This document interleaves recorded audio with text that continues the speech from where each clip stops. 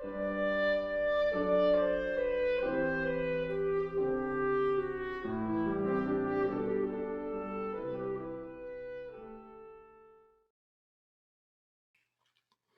tonight we could talk about spiritual ecology. So, ecology became sort of a buzzword back in, I guess, the late 60s, early 70s. But the term actually originated much prior to that. It was actually, the term itself was coined by a German zoologist back in 1860 something. And, just as a term for how organisms relate to their environment. But it was really, at least in this country, that concept was accelerated back in 1950s with the publication of a book called The Fundamentals of Ecology, written by a young man from the University of Georgia, Eugene Odom. And it took maybe another decade for that concept to really catch on. And, some of the things that we may remember from, the late 60s, early to mid 70s, are things like the, the first Earth Day, the whole Earth catalog was big back then. We saw the first published photograph of the Earth. We didn't actually see the whole Earth, we saw half the Earth, but that was still pretty impressive to see that all in one photograph, that blue-green marble in a sea of blackness. There's also a mycologist, Paul Stamets, who did a lot of research in popularization of fungi in the soil and their interconnectedness with plants and their ability to communicate and exchange nutrients with plants, just that level of interaction with other species, other quite different species. There are a number of books written about the secret life of plants, the secret life of trees. There's a concept that came from Greek mythology, Gaia, about the sort of the personification of the earth, that the earth had a life, a beingness of the entirety of the earth, and that concept of looking at the whole rather than just bits and pieces as differentiated entities within that whole earth structure. So so ecology, yeah. So that's sort of a sort of very brief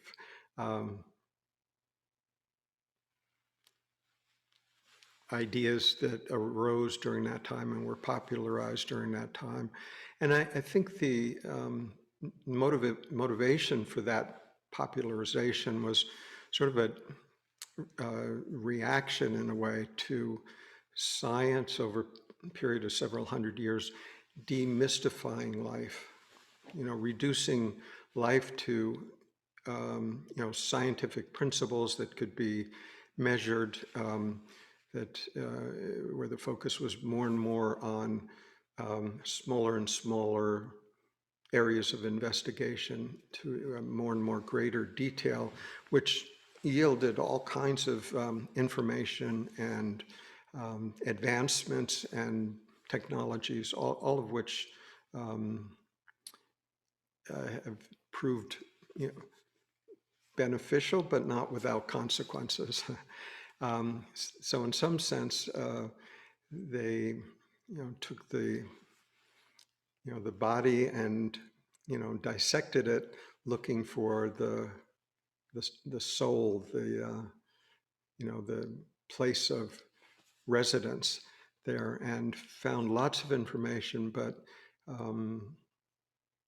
haven't found that unifying force, that sense of existence, that sense of beingness that we all can experience. So in some very real sense, you know, science has learned more and more about very detailed information, but in some ways has missed the forest for the trees, right? Has missed the entirety of life in favor of looking at life from a particular vantage point of the discipline of science. So ecology is sort of the, you know, an attempt to reverse or at least offer an alternative perspective to that, you know, very systematized approach to life as a whole. So it's really looking at things from a, you could say, a higher elevation, a broader scope, to get a more complete picture.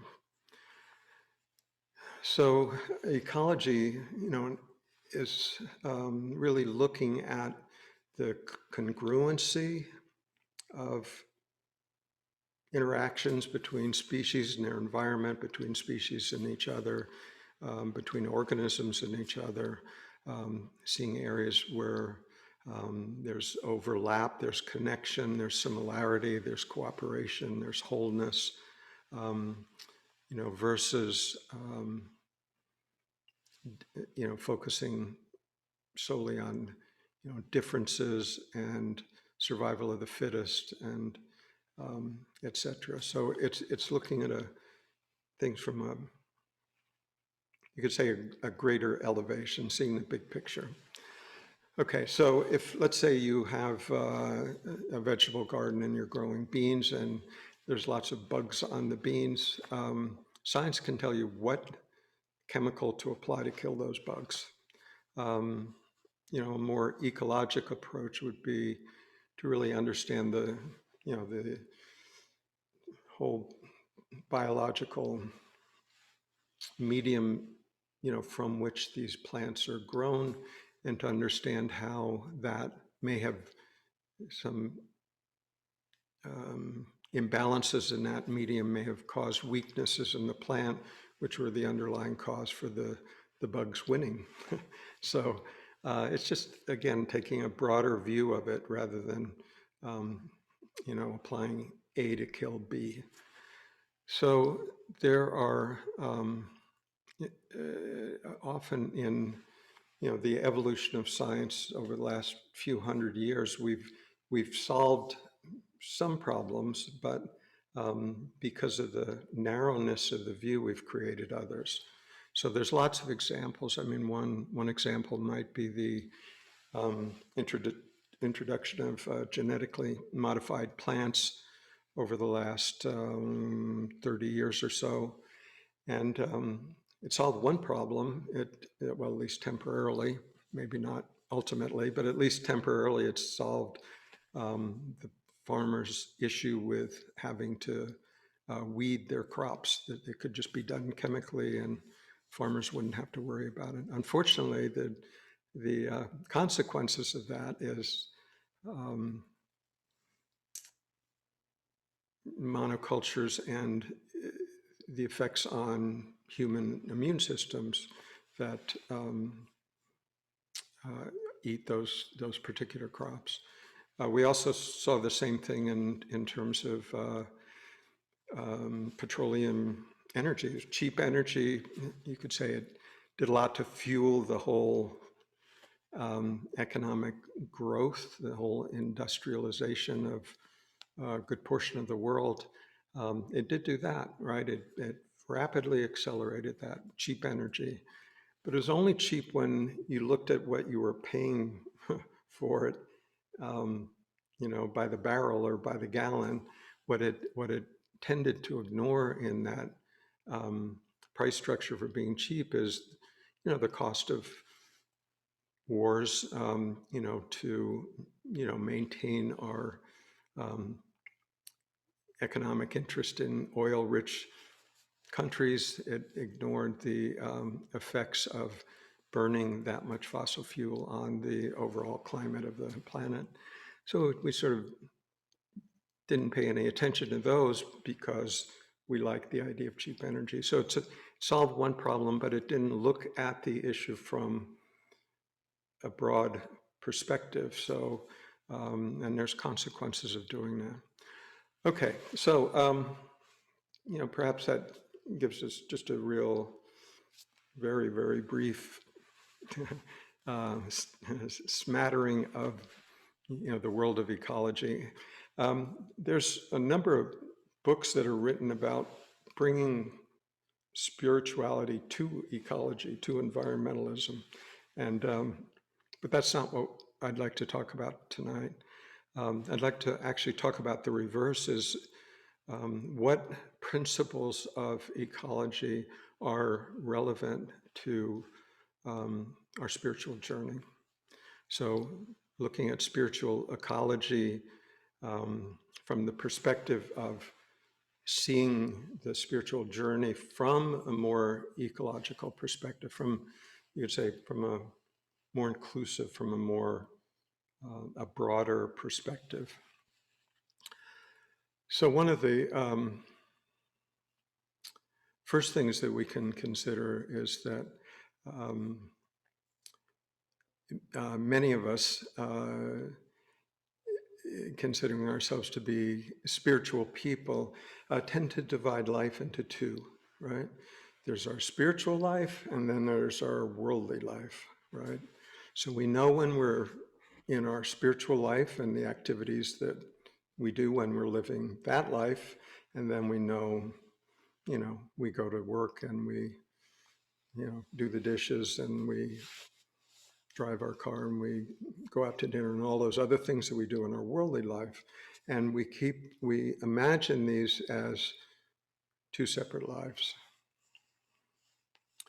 But that, again, would be, to take a narrow view of the entirety of what we're really investigating here. If, if we take our spiritual life as just, for example, the experiences that we happen to have when we're meditating, that's nice, but is it really the entirety of the journey?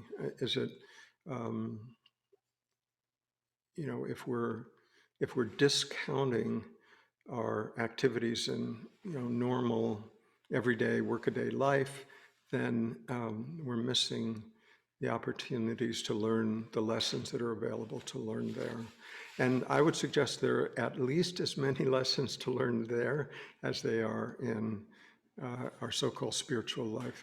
There's some things that we seem to be able to sort of figure out on our own in the peace and quiet of our own mind when we're meditating or spending time in silence. Some things become more clear. That's beautiful. There's no denying the value of that. But it seems also that there's some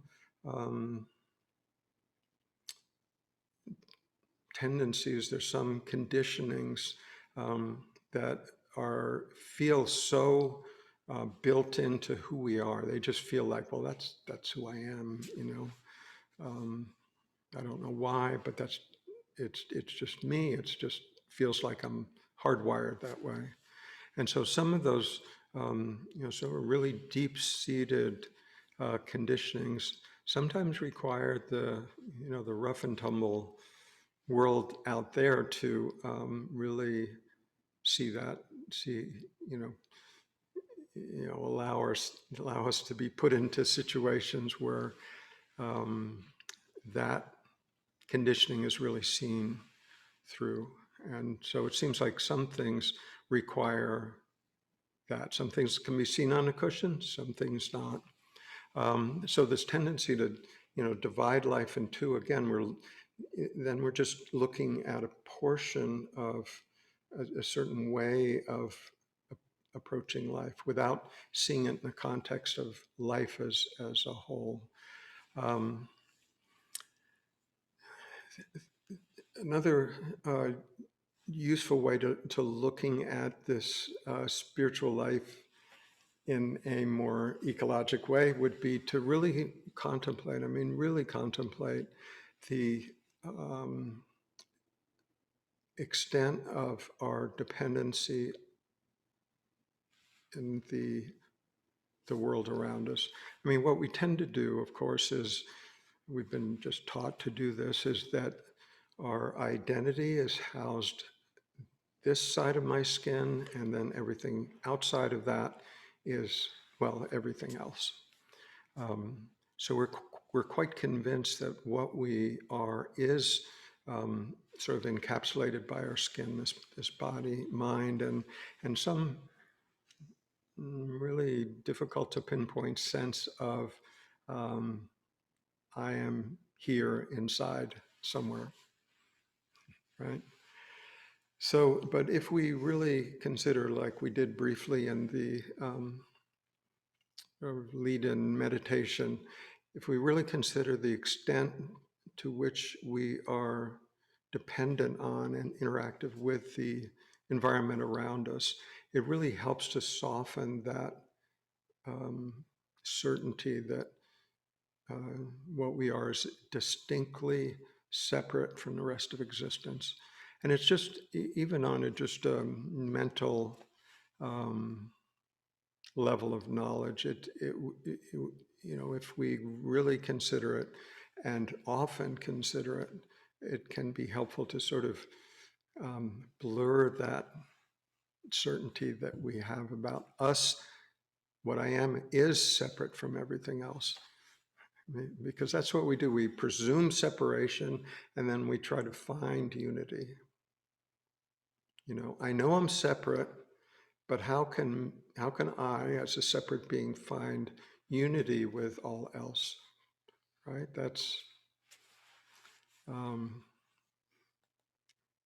significant aspect of our spiritual search. How can I find unity with everything, with the world, with God, with the other person, with my neighbor? But we start off with the presumption that we are separate. So this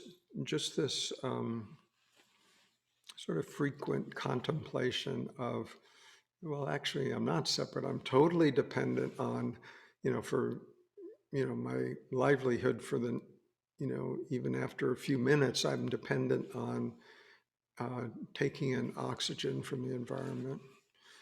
I'm dependent on the sun ultimately to, keep the earth within a reasonable temperature range that, or at least the wood or gas or electric furnace in my house to keep my house within a certain range. But all of those, the electricity, the gas, the wood, all of that's dependent on the sun and the rain and the organic matter and the plants, which are in turn dependent on the soil and that whole cycle of nutrients. We're dependent on the gravitational field of the earth just to keep our oxygen, our atmosphere in close proximity to the people walking around on the surface of the earth. We're dependent on clouds for rain. We're dependent on water to drink. The more we look, the more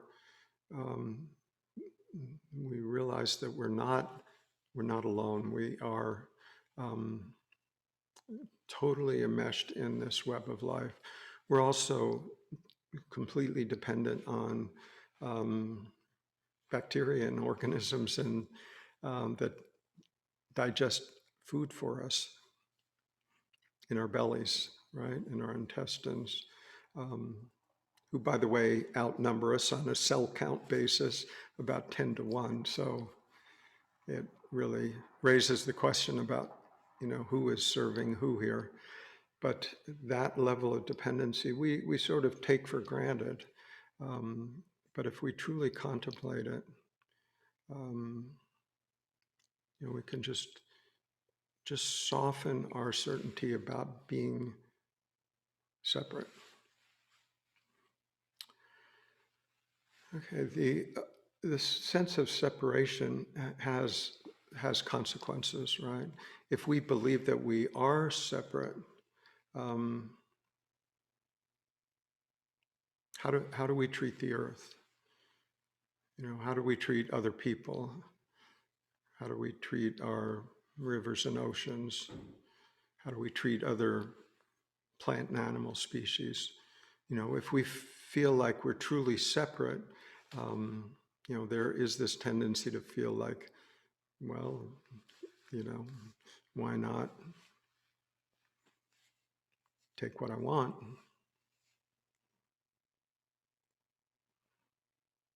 And the consequences of that are enormous. I mean, we can see that in the, you know, the conflicts and the depletion all around us. Um, but the other thing that's happening, particularly now, particularly in the last maybe 20, 25 years, is this tendency of science, and perhaps just the fascination with knowledge, um, to sort of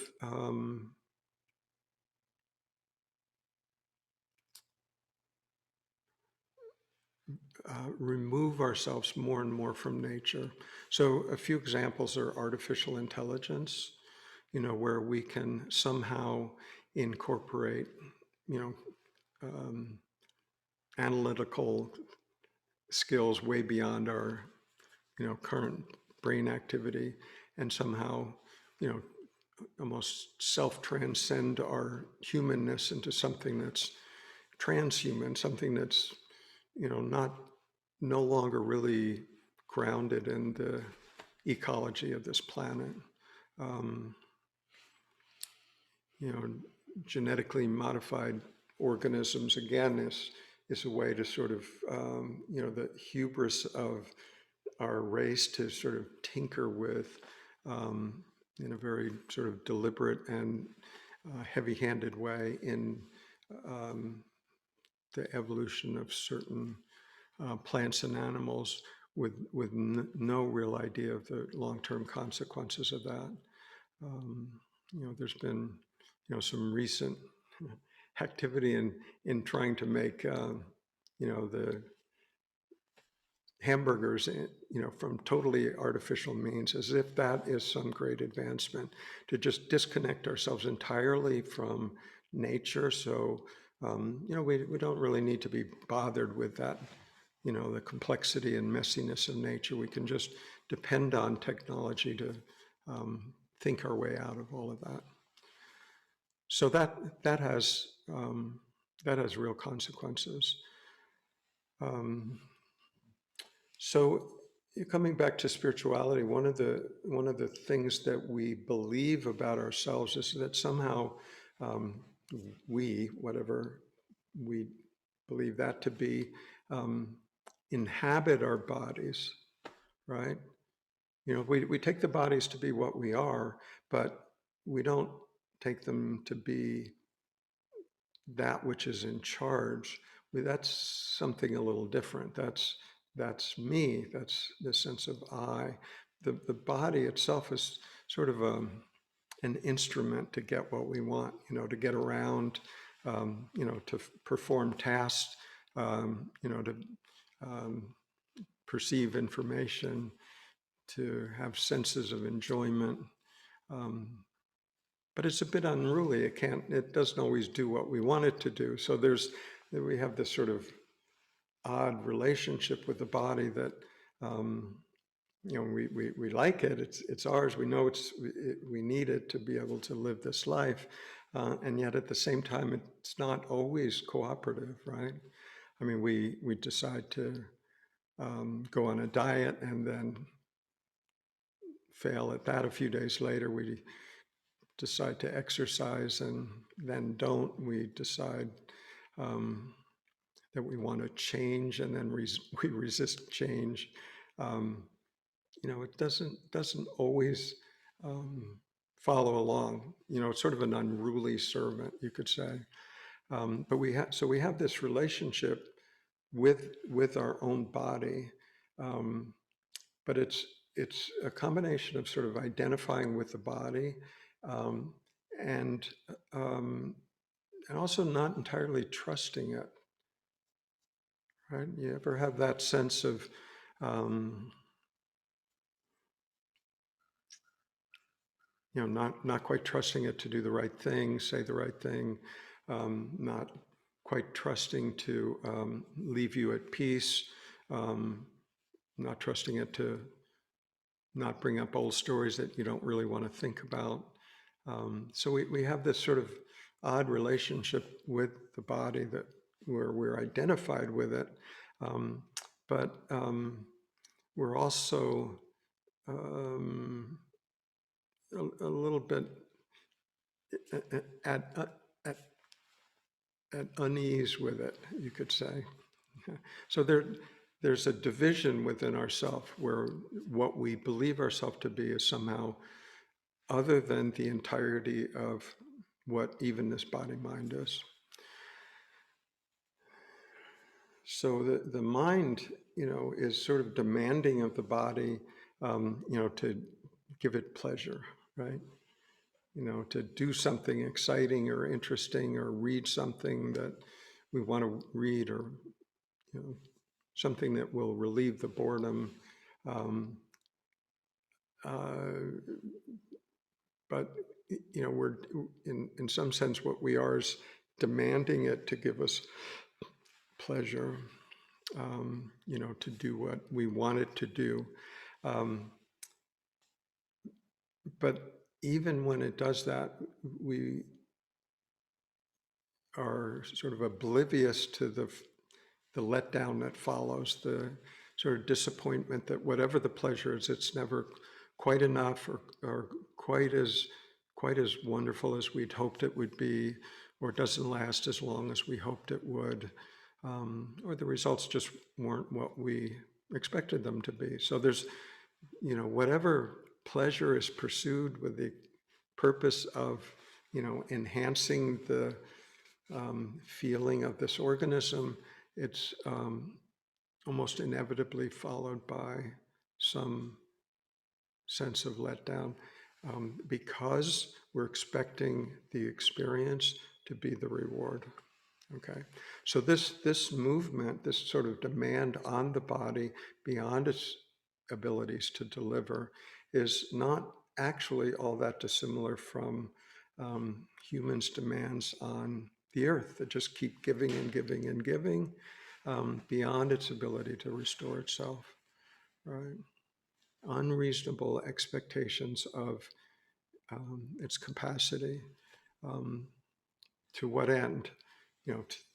For my sense of greater well-being, that's what I want. So this insistence that what we are is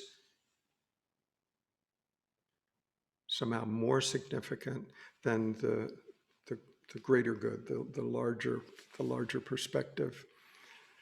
Okay. So another way we're not looking at the bigger picture is when we are entirely focused on, sort of the manifest world, the next experience, even thoughts and feelings, basically being limited solely to this physicality, including our mind, including thought and feelings, without the understanding that all of that entire experience is happening within awareness. Without that broader sense of what we are, to include awareness, not only include awareness, but to recognize awareness as being fundamental to that entire experience, then we're only looking at a piece of that total experience. We're not looking at the whole. So anything less than the whole, anything where we assume that what we are is just this physicality, what we can't see, taste, touch, measure is not real, as science tends to do. Then we're not looking at the whole, right? We're missing out on significant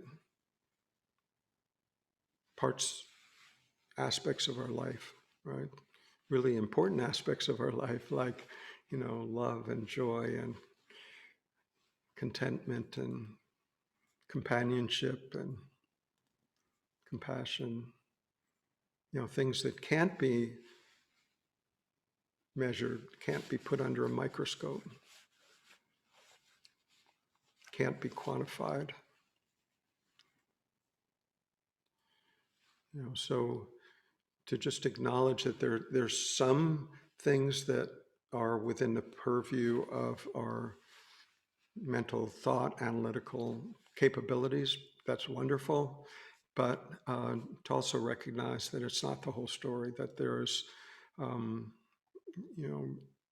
truly important parts of our life that don't fall within that capability of mental conceptualization. So to realize that the mind, the mental activity, is a good, useful tool in solving analytical problems. Great, wonderful, excellent tool. But it's not a tool that can be applied to everything. And many things in life aren't, can't be accessed through conceptualization.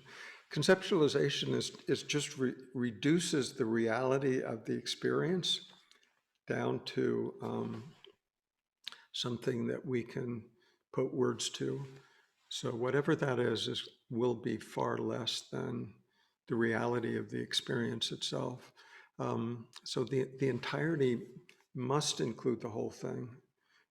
Anything that only looks at this portion of life but not that portion is less than the whole, and therefore not ultimately true. Might be partially true, relatively true, but it won't be ultimately true. One of the things that people in spirituality can get distracted by is the fascination with transcendence out of this life, right? And it's confusing because there's great value in understanding that transcendence, understanding that what we essentially are as awareness is more fundamental than this life. There can be awareness without mental activity, but there's no such thing as mental activity without awareness. So from that perspective, we can say that awareness is more fundamental.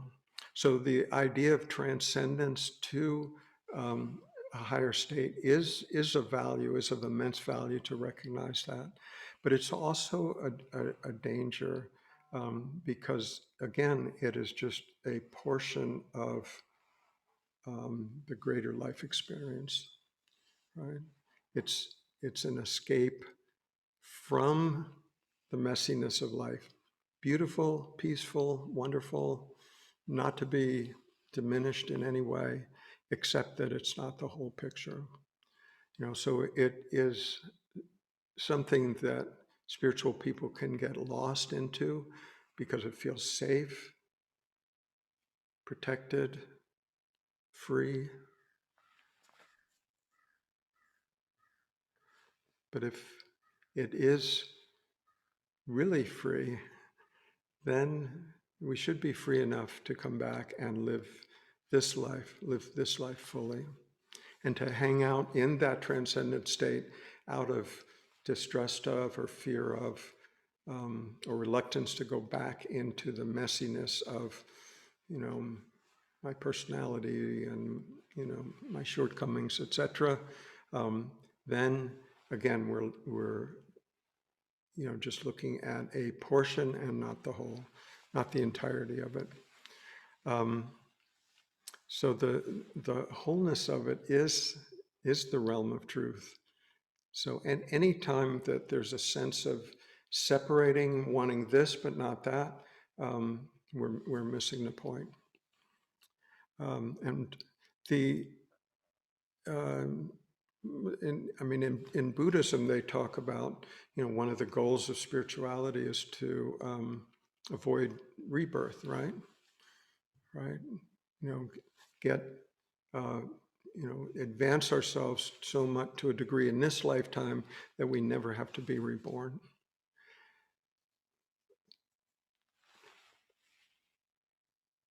But the question is, doesn't that feel like a rejection of this life?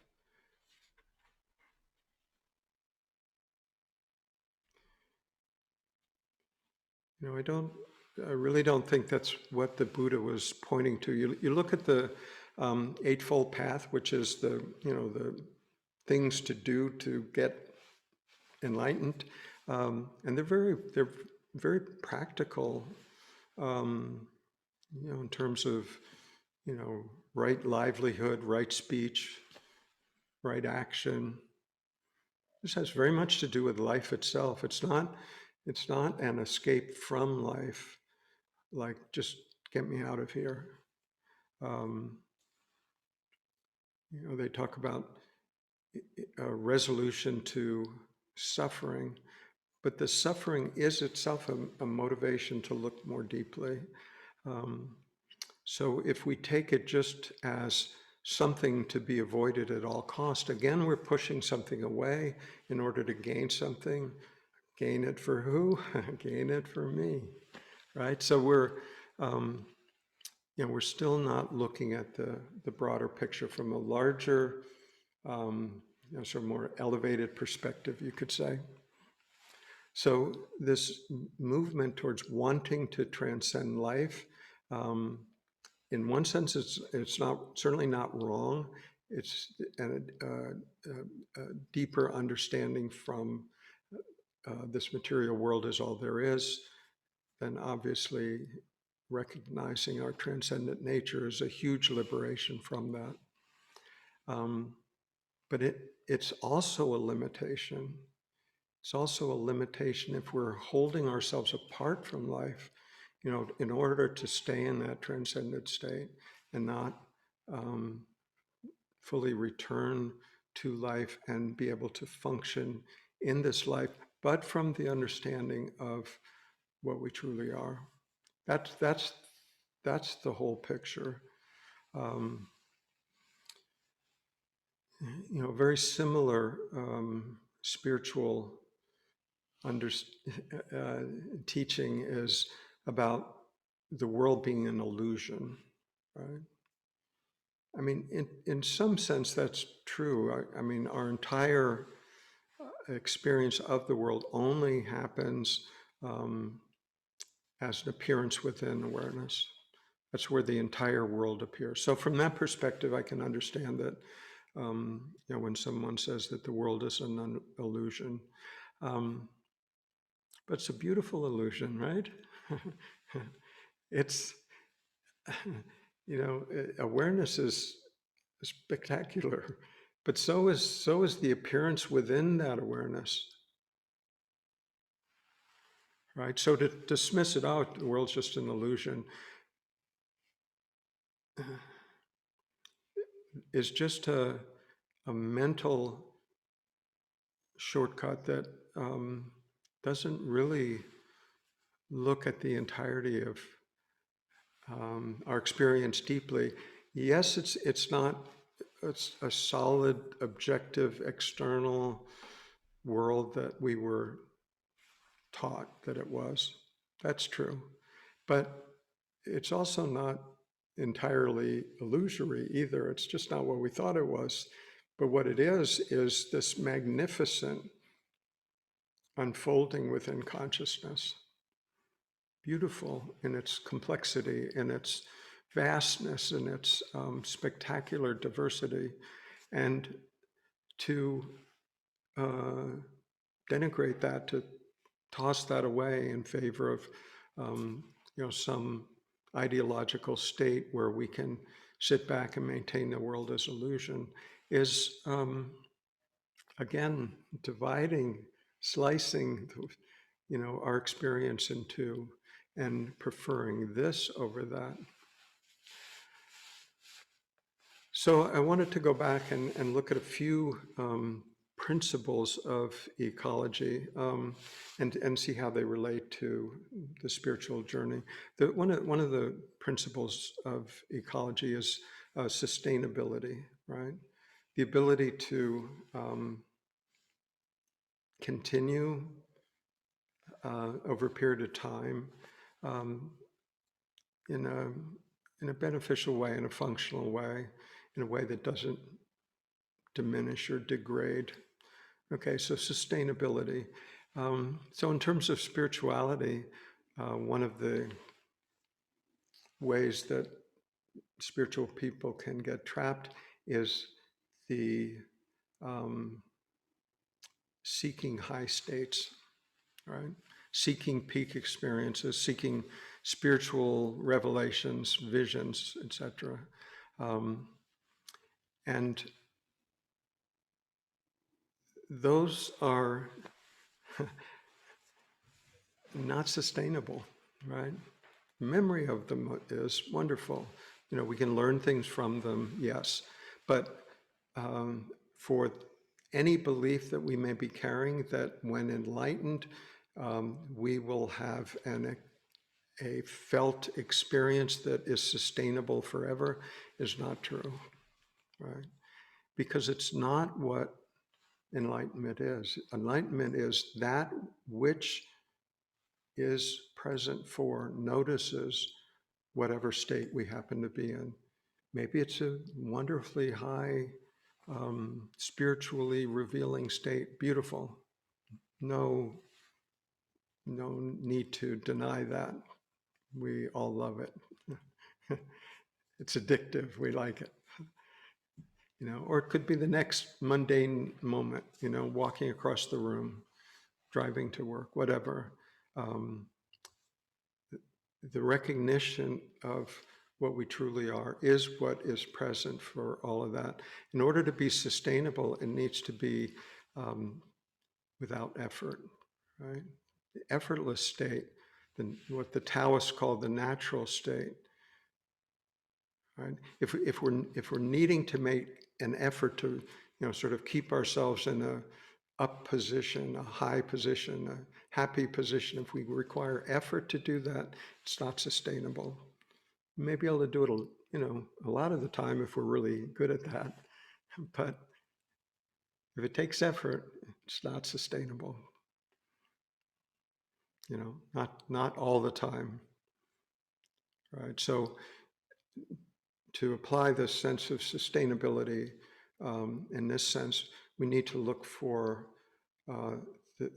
our natural state that is present without needing us to hold it in any particular way, because it doesn't require that. It is what we are, so it doesn't require that we, sort of, mentally, sort of bodily hold it in place. It is what we are. It doesn't require our effort. It requires our recognition.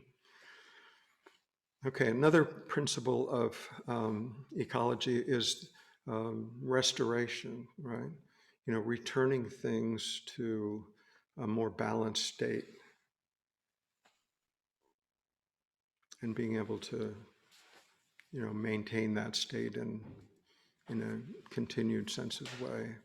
So, in spirituality, this idea of restoration, returning to a balanced state, when we sense inside, perhaps we can feel there are inner divisions, things where we say one thing and act another way, believe one thing but do something else,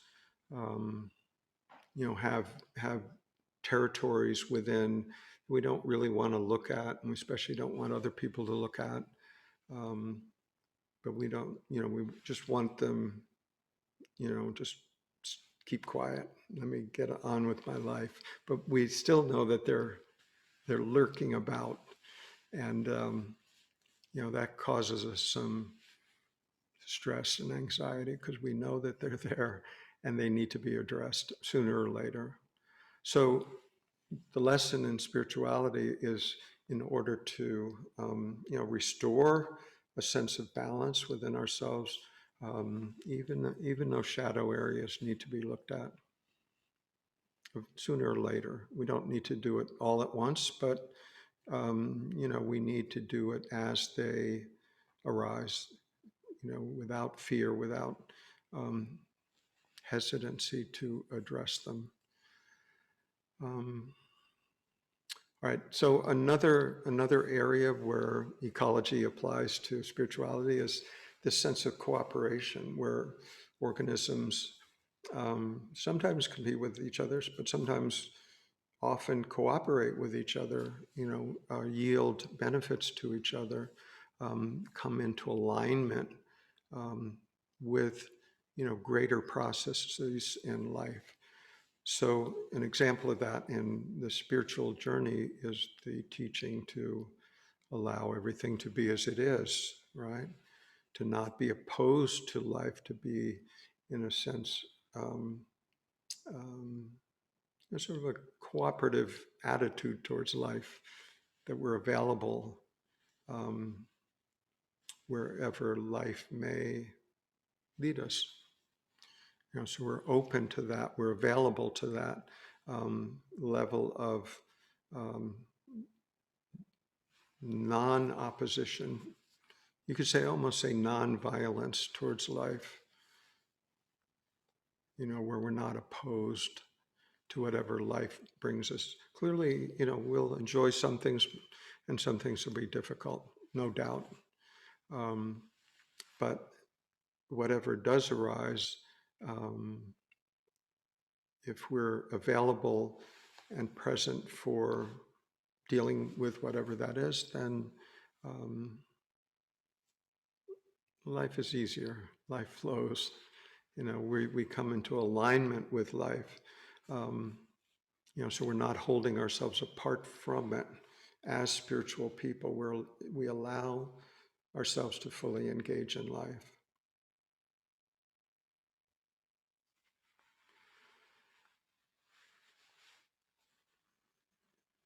Okay, one of the ways that we hold ourselves apart from life is that there's a deep identification with this body, and with our need to try to amuse it and try to present it with as many pleasures as possible during a lifetime, and of course avoid as many painful things as possible. So that's the game, with the belief that there's some ultimate payoff in that game, that at some point there'll be enough accumulation of pleasures over the course of a lifetime. I can look back, I can pull out my scrapbook and, or I guess these days download it on the computer and see all the things that I did in my past, and that will somehow be sufficient to feel content, right? But we start out with this belief that something is missing.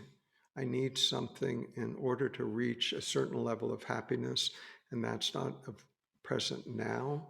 But if I gain this or do that or achieve that, then that carrot is waiting for me out there somewhere. I'm quite sure of it. Right? And the biggest carrot of all, of course, is enlightenment. That will be when everything is satisfied, right? Because it will be so pleasurable that will resolve everything. But that's not actually what happens. What actually happens is that we recognize that what we are and what we always have been is content with whatever happens. It's just been our mind or belief all along that somehow something was missing here that is discoverable there, and that is the whole pursuit, that outward pursuit. So the surprise, you might even say the ultimate disappointment, is recognizing what we've always been. But it turns out that in that disappointment is the relaxation that what is far more than enough, is the only thing that is ultimately satisfying, because it doesn't require anything. It doesn't require any particular experience. It is in itself sufficient, the recognition of what we truly are.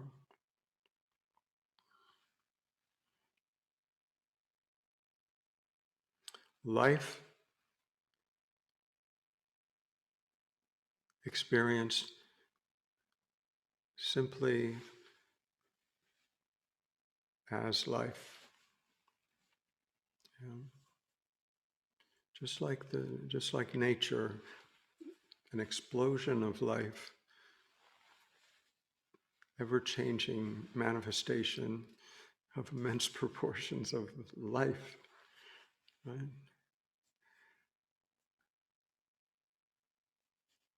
Out of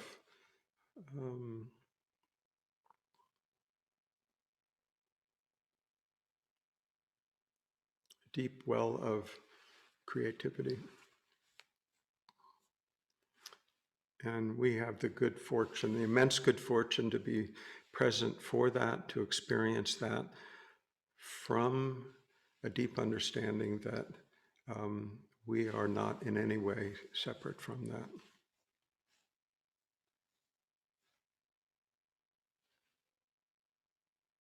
That is what we are. That is an expression of what we are and everything else is.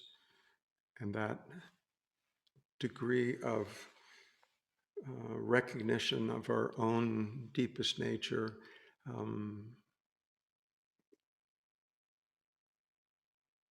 allows us to feel finally at home in ourselves.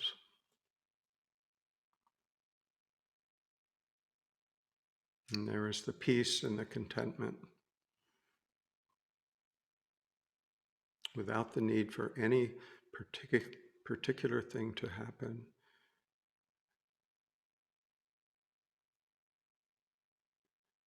Peace and contentment are there because it is our fundamental nature.